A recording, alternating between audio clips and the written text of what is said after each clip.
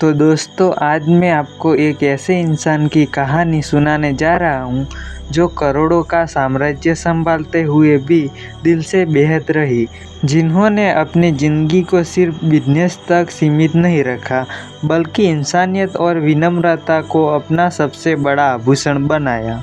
हाँ दोस्तों, ये कहानी है टाटा समूह के पूर्व चेयरमैन और भारत के सबसे आदरणीय उद्योगपति श्री रतन टाटा की। तो दोस्तों, चलो कहानी की शुरुआत करते हैं। रतन टाटा का जन्म 28 दिसंबर 1937 को मुंबई में हुआ था। उनका बचपन बहुत आसान नहीं था। जब वो 10 साल के थे तब उनके माता पिता अलग हो गए।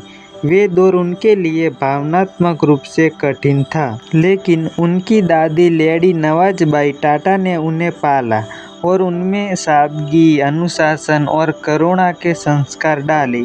यही संस्कार आगे चलकर उनकी सबसे बड़ी पहचान बनी थी। रतन टाटा ने आर्किटेक्चर और स्ट्रक्चरल इंजीनियरिंग की पढ़ाई अमेरिका के कॉर्नेल यूनिवर्सिटी से की थी। इसके बाद उन्होंने हार्वर्ड बिजनेस स्कूल में भी मैनेजमेंट प्रोग्राम किया था।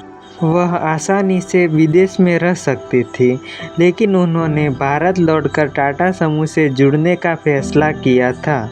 दोस्तों सोचिए, करोड़ों के परिवार से आने वाला शख्स मजदूरों के साथ कर्नेस के पास काम कर रहा था, उनके साथ चाय पी रहा था। यहीं से उनकी विनम्रता और ज़मीनी जुड़ाव दिखने लगा। रतन टाटा को 1991 में टाटा समूह का चेयरमैन बनाया गया, लेकिन दोस्तों उस समय ग्रुप में कई कंपनियां घाटे में थी और लोगों को उनके नेतृत्व पर शक था, लेकिन उन्होंने कभी हार नहीं मानी। उन्होंने सबसे पहले टाटा समूह में एकता लाने की कोशिश की। सभी कंपनियों को एक पहचान दी, टाटा ब्रांड। उनकी दूरदर्शिता का नतीजा था कि टाटा ग्रुप धीरे धीरे भारत ही नहीं बल्कि दुनिया भर में फैलने लगा। रतन टाटा ने ऐसे फैसले लिए जिन्होंने भारत की छवि पूरी दुनिया में बदल दी। उन्होंने टाटा टी को विदेश में भेजकर टेटली जैसी कंपनी खरीदी।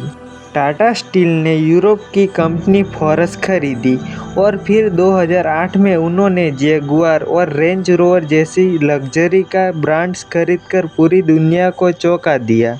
सोचिए दोस्तों, कभी जिन कंपनियों को संभालना मुश्किल लग रहा था, वही टाटा ग्रुप दुनिया के सबसे भरोसेमंद ब्रांड्स में गिना जाने लगा।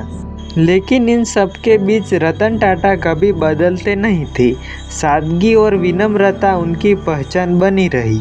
दोस्तों, रतन टाटा की असली ताकत उनकी इंसानियत है।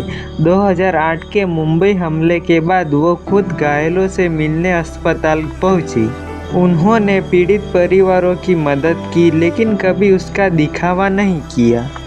उन्होंने हमेशा कहा था, business is not about making money, it is about building trust. आज भी उन्हें साधारण कार में घूमते देखा जाता था। वो बिना सुरक्षा खुलेआम लोगों से मिलते थे।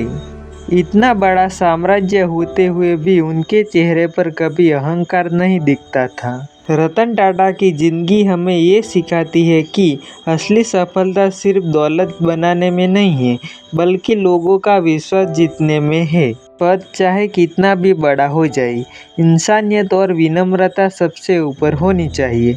और सबसे ज़रूरी, अगर हम अपने सपनों पर विश्वास रखें और सच्चाई से मेहनत करें तो हर चुनौती का हल मिल सकता है। दोस्तों, रतन टाटा की कहानी हमें यही सिखाती है कि एक सच्चा नेता वही है जो अपने लोगों को साथ लेकर चले और हमेशा ज़मीन से जुड़ा रहे। अगर ये कहानी आपको प्रेरणादायक लगी है तो लाइक कीजिए, शेयर कीजिए और ऐसे ही मोटिवेशन किस्से सुनने के लिए हमारे चैनल को सब्सक्राइब जरूर कीजिए। जय हिंद।